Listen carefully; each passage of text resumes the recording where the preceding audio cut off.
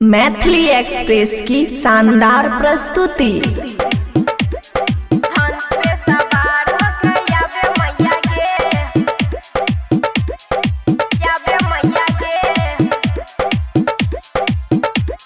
खुशी recording studio बलुआहा।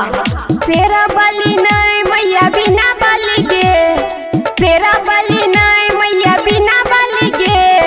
हंस पे सवार होके आवे मैया गे, हंस पे सवार होके आवे मैया गे, हंस पे सवार होके आवे मैया गे। हंस पे सवार होके आवे मैया गे, आवे मैया गे, आवे मैया गे। धरती गगन भेले सागरो सोर, 14 फरवरी के मैया एते घोर, मैया एते घोर।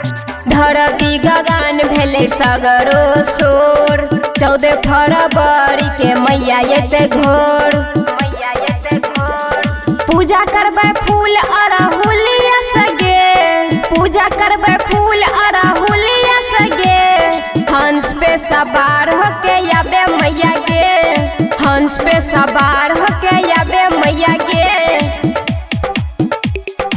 हंस पे सवार होके आवे मैया गे, हंस पे सवार होके आवे मैया गे। भैरव भैया के बना के ड्राइवर, बिना बालिया आबै छे मिथिला नगर। भैरव भैया के बना के ड्राइवर, आबै छे बिना बाली मिथिला नगर, मिथिला नगर। कहे अमर आरती बढ़िया से गे, कहे अमित आरती बढ़िया से गे। हंस पे सवार होके आवे मैया गे, हंस पे सवार होके आवे मैया गे। खुशी रिकॉर्डिंग स्टूडियो बलुआहा।